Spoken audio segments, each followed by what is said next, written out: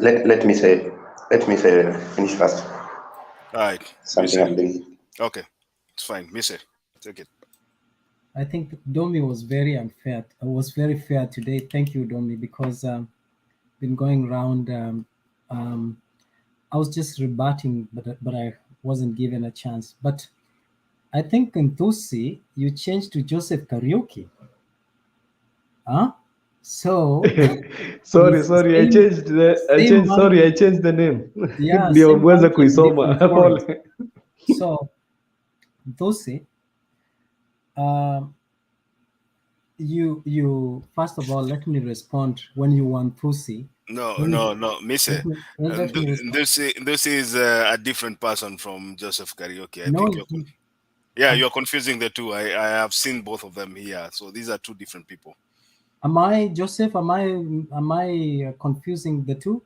Yes, you are confusing the Okay, then two. I apologize. So let me say something that Intusi was saying about taxes.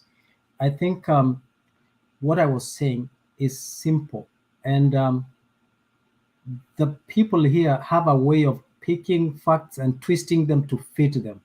I said very simple. Some people from UK told us that they were given free money by the UK government, and they expect the government of Kenya to give them that. I said the people of UK don't even make that money. We, part of Canada, we send money to the UK. And so probably they get free money that they don't make. And that is why maybe the government is able to afford to give them.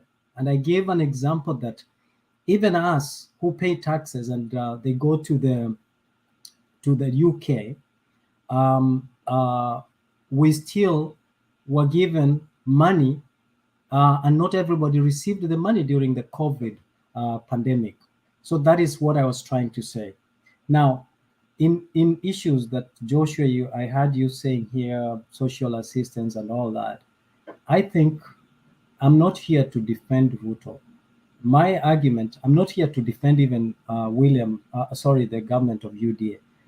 I think my argument is, I think all of us should be talking about there is patronization of age. You were not there during. I don't have to. I don't have. I am not an age mate of my forefathers, but that does not blind me from seeing or identifying the problems. Some people say here that or we live abroad and we don't know the problems that are in Kenya. Well, the very same people who are saying they are even live abroad themselves, when they are even telling others to go to the streets, they are comfortably from here, and even not even their children will go to the streets to go and go to the processions and challenging. What my argument is, yes, there could be. I'm not denying because I was not there, and I do not work within the IBC or any other arm of our government. But I'm saying, yes, we have our own challenges. Even these challenges, we have seen them even in greater economies, that when it comes to elections, there always are challenges. We have seen that in every country. We've seen this in the UK. We have seen this in United States of America. Last Canadian election, we saw this kind of disputes. These election disputes and challenges are there. But I'm saying our immediate challenge or threat is the challenges that Kenyans are facing. We send a lot of money back Kenya. In fact, the diaspora remittance is a lot, and that is why even the government saw the benefit of forming the diaspora affair ministry, or not ministry, but department that will be challenging and looking into how they can better and how the diasporas can be understood and involved in the governance of Kenya. Now, Joshua, you were saying that you are trying to say that we cannot advise the government. Ruto is not. We don't have to advise Ruto directly. You know, there is something called, and this is why Sometimes if we don't understand, it is important that we don't argue about it. There is something called, in any policy formulation, there is something called policy review. And under policy review, there is something called you critique the policy, the existing policy, the intention of that policy. Is it working as intended, or it's not working? If it's not working as intended, then what are the alternative ways that we can correct the policy to work for the benefit of the people? So for us, for us, this can be channeled not to Ruto, but it can be channeled through Kenya School of Public Administration. They have that opening there. If you pick up, if it's an healthcare policy, and you find that there is a way you can better it, that is okay. They are very open. Now, the other thing I want to say is that the ballot box is the best place to change leadership. Now, that happens in every August of after every 5 years. We are given that opportunity to change. And immediately preceding a certain period constitutionally, you are given to challenge the legitimacy of that election. If it fails, you still have the leeway of trying to challenge that, and that has been exhausted. Now, I've heard people talking about that Ruto should have done this, Ruto should have done that. Let me tell you, Makiadi, it is Makiadi, Stone PK, and many other people who live in the United States. It is only pretentious to say that within 3 months we can get impact of the new government. You know, you have been comparing Kibaki government and the Ruto administration. During the Kibaki government, there was no COVID-19. There was not a pandemic. We did not come from a pandemic to the new change of administration. During the Great Recession in 2008, Obama came to power in a country that has unlimited resources, and still it took him the first term, the first 3 years, for us to see a great change. In 2009, nothing, you could not feel the impact of his new leadership. 2011, 2012 is when we started seeing incremental changes that actually led to him appealing for the people to give him another chance in another election period. So some things need to take time in order for us to feel the impact. But that doesn't mean that the government must not prioritize in addressing the issues. The other day, I heard William Ruto saying that they reduced the cost of unga from 200 to 180, and they were projecting it to come down to 120 shillings in the next 6 months. I think those are baby steps towards addressing these issues. And then this issue of borrowing. That actually, Makiadi, you played a clip before. You played a clip where William Ruto talked about borrowing, how much they want to borrow instead of borrowing 900 million, 900, I don't know if it's million or billion, to reducing it to 600,000 and eventually into diminishing. What we are saying is that while we are putting our house in order by making sure, and I like what the president is saying, everybody must pay taxes. You don't know these people who are in power, and I like what the president is saying. I hope that he implements it. The people who are evading taxes, evasion of taxes is not a crime only in Kenya. It's a worldwide crime. If you evade the taxes where you live, it is a crime.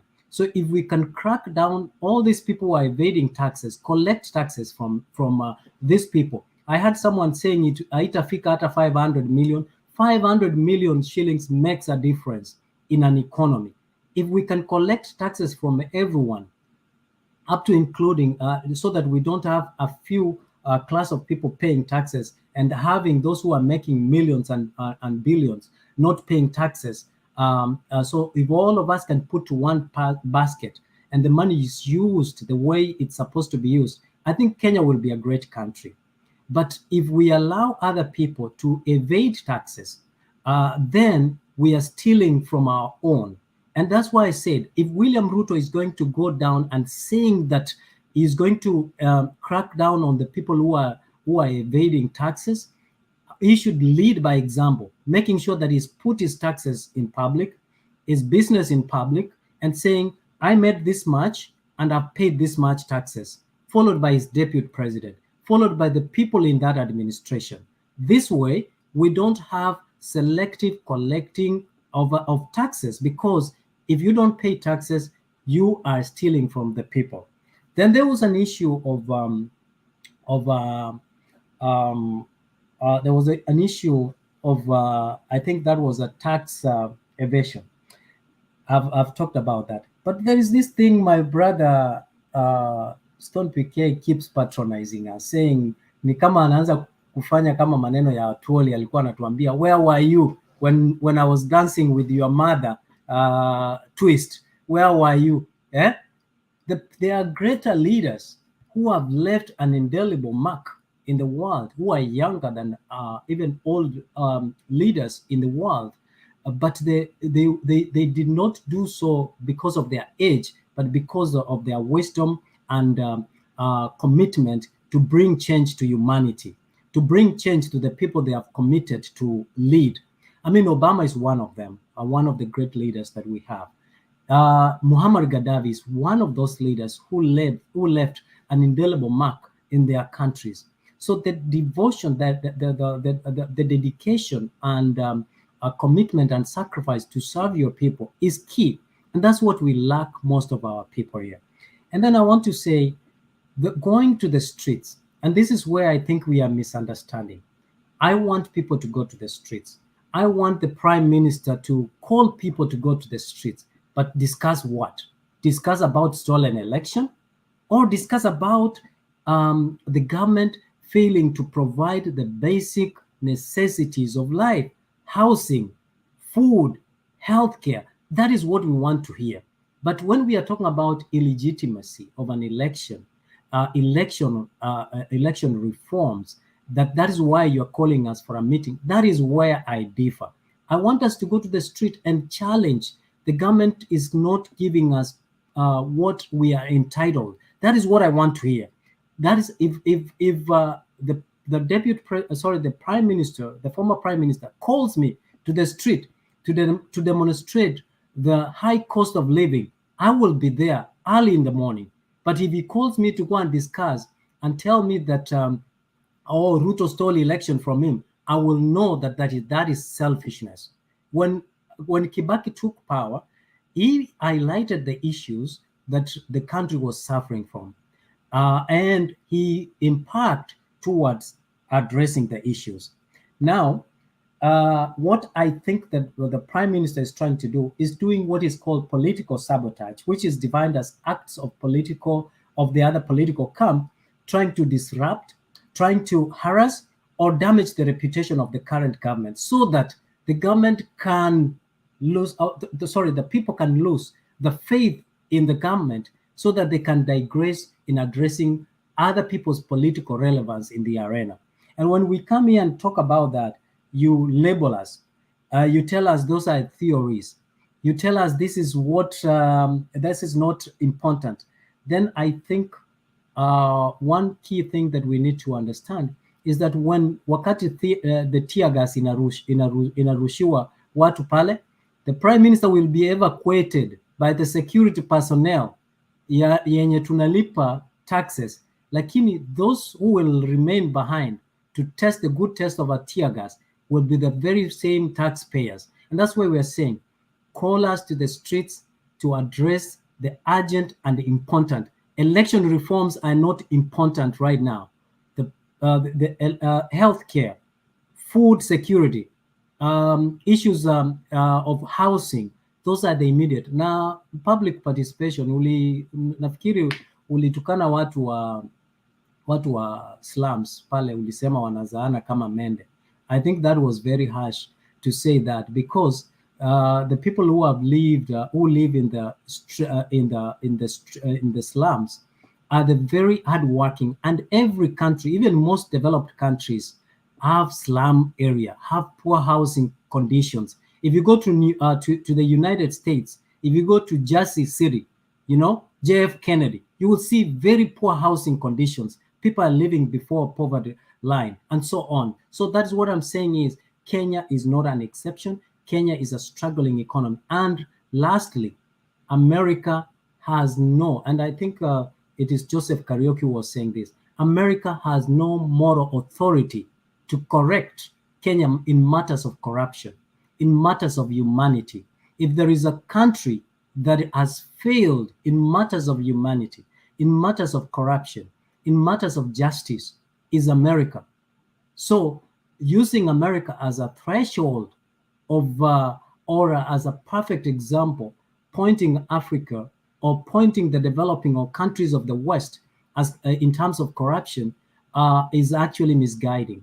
And lastly, when you talk about World Bank is not there to benefit African countries. You need to go back and read about globalization, the introduction of IMF, the introduction of World Bank, and why they were introduced. And you need to know what is the percentage this government, developing countries or countries of the West are paying when they borrow from the West. What are the sanctions that are there? So Kenya can produce or is able to produce or collect its own taxes, and that's what the president is trying to do. If we are able to pay our taxes, utilize them the way they are supposed to be utilized, I think we can go to greater heights. Forget about these Western countries. They are the greatest impediment of democracy. They have no moral authority to speak about human or good dignity of the people living. You don't know that there are people who live in these cold conditions. They live in houses. Go to North Dakota, go to South Dakota, and you'll see the indigenous people living in very poor housing conditions. You will see people who are in the streets. Someone talks about homeless people. Doesn't America see that? Right? So that is not the measure of accuracy in terms of democracy. Thank you. All right, Wakanda, you wanted to make a submission, but I will not. I'll just give Joseph Kariuki a minute to respond, and then I come to you just in a minute or a half. Thank you, Bonarichi. Miss, I wanted to correct you. I did not say, I'm not the one who said about, I'm not the one who gave the comment about the president of US trying to tell Ruto to stop being corrupt. But I wanted to respond to you. You said about Ruto is passing through post-COVID-19 economic hard times. I just wanted you to remember that this is the same guy who was on Uhuru's head when Uhuru was trying to tell him that I am in this time, I'm in a hard time, there is war in Ukraine, and there is COVID that is ravaging us. Then Ruto was trying to tell him, no, you are not doing any work, your government is not doing anything. How do you expect you yourself, you're going to be redeemed from that? If you yourself, you are just beating the government that was there, how can you come and tell us that you are under post-COVID-19? Also, as we don't want to know if you are past COVID-19 economic crisis, if the government which was there, you are not ready to support. The government that was trying to tell you, I know, and I was trying to tell people here, I told them that after this election, the person who will win the election, it will be very hard for him, because it was the time to recover our economy.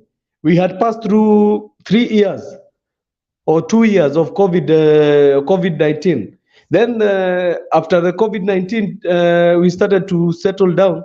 The Russian president started war. So we were trying to navigate through these issues. There is the issues of oil, cooking oil, so many things.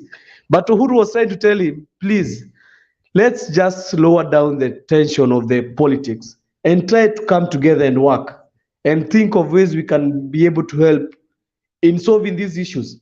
Now, do you expect that? I was not saying me myself. I give him option. I give him my own opinions, because also he cannot receive my own opinions. But the people who is supposed to be given opinions are the people like the likes of Raila and Uhuru.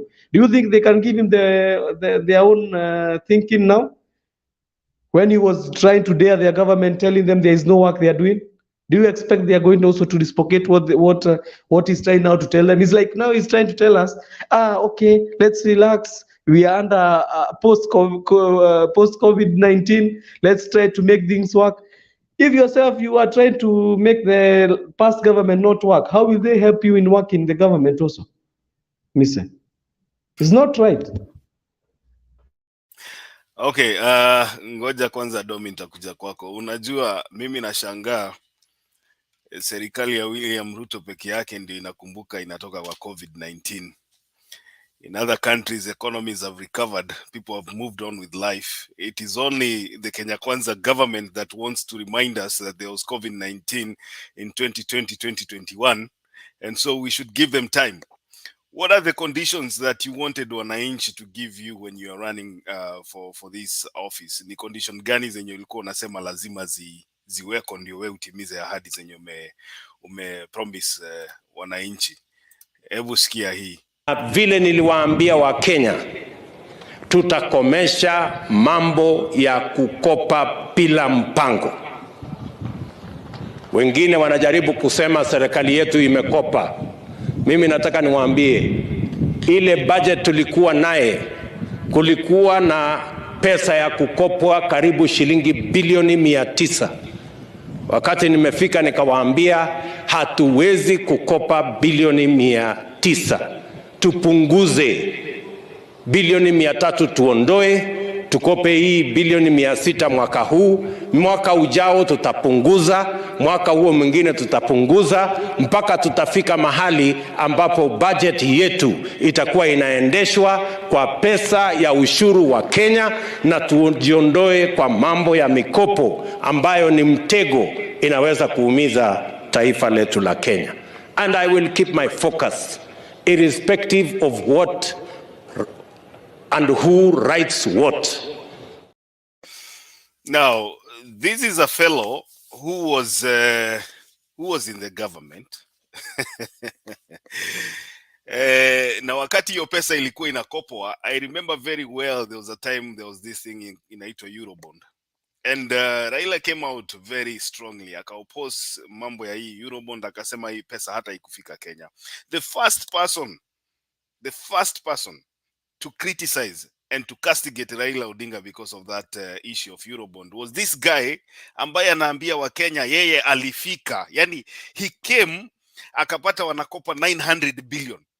And you know Kenyans, wale watu, mimi sijui, is it because we are wired like that? Because the people who are sitting behind him wakipiga makofi, they were together with him in Jubilee. They were in that government. You should be asking Nabii mtoza ushuru, ulifika kama umetoka wapi? Because wewe ulikuwa number 2 kwa hiyo kiti. Ulikuwa number 2. In fact, to make matters worse, there was a time even the president went out and you were in charge of the country.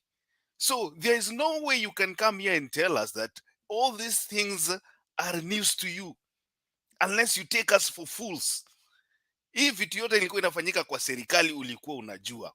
And now the first thing you told us, you are going to go away from the normal, way that things were being done in that government ya kukopa pesa.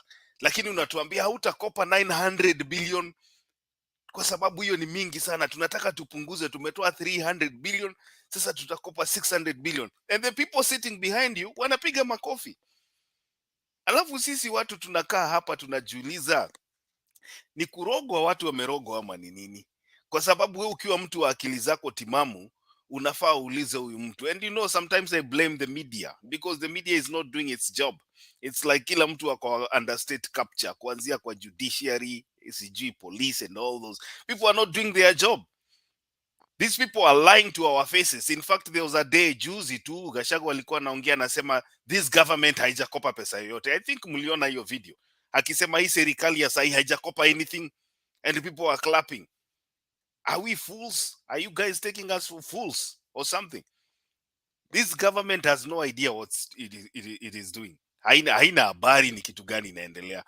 Mise ukikuja hapa kutuambia ya kwamba if you are called to the streets kuongea mambo ya sijui ya sijui vile maisha that is not our job. Hiyo si kazi yetu. Wewe ulipigia hii serikali kura na ulikuwa unajua hii serikali haiwezi fanya ile vitu ambayo inaahidi. So whether you are together with us or not, that is not our problem. The thing we are saying is sisi kama watu ambao hatukusupport hii government, we will keep this government in check, and it doesn't matter. You know, going to the streets is not like PK is telling you here. Some of the people that you're seeing here on this panel wameona hii maneno ya kwenda kwa street and what it has brought to our country. Some of these privileges tuna enjoy sahi came from people being beaten. Akina Timothy Njoya, you know, the likes of Raila Odinga, the likes of Orengo, watu walikimbizwa huko kwa streets yenye unasema hakuna haja ya kwenda kwa streets. Some of these gains we enjoy came from the streets. So there's something very special about going to the streets. And that is why you see in one day Raila Odinga akiitisha mkutano, serikali inakaa ni kama imesambaratika. People are crying. The church is coming out to say usiitishe mikutano ya hadhara. NCIC is crying, tafadhali punguza mikutano, political temperatures. No. That is the work of the opposition. In fact, if you read the histories of how rogue governments were put to test, utaona it came from people picketing. Go to South Africa, uangalie vile South Africa ilingangana kupata independence. People were beaten, and this is not something that people are scared about. Ukituambia hapa mambo ya tear gas wale watu ambao unaambia hapa mambo ya tear gas, some people are not even, hata tunashangaa tear gas. Who are you trying to scare with tear gas? Unasikia nani na tear gas, Mise? Some things I hear hapa Gachagua saying ati ataweka Raila Odinga under house arrest to try and stifle the people's voice. Kenya is past that age. You cannot scare watu ya kwamba ati utawafungia kwa nyumba. Hii si Uganda. Kenya is not Uganda. Kenya si Uganda. Ile vitu inafanyikanga huko, Museveni anawekea opposition leaders kifaru ya jeshi kwa gate wasitoke. You cannot do that in Kenya. We are past that. And therefore, hizi vitu zenye mnatuambia hapa every day ya kwamba you only have a conversation with people who come into your offices to sit down, mpeane chai ndio muongee, that one is not going to happen. If electoral justice is not a problem to you, then it is a problem to half of the country. Half of the country that do not believe in the legitimacy of this government. And we know the biggest issue with our country and most countries in Africa begins at the ballot box. If we cannot address the issue at the ballot box, as you want us to believe that there is no problem in Kenya right now that comes from election, then there's no way we are going to change our country. So sisi, wacha tuendelee kulia juu ya electoral justice, because kama tungekuwa na electoral justice, hatungekuwa na hawa watu ambao wako kwa kiti sahihi ambao hawajui anything. Walijipata tu hapo. Nasikia Gachagua kila siku anasemanga mimi nilijipata hapo ni miujiza, because he is not aware. Hata ajui alifika aje kuwa deputy president. He is not hana habari. Incompetence in high offices, that is what we are fighting. Wakanda forever. Karibu.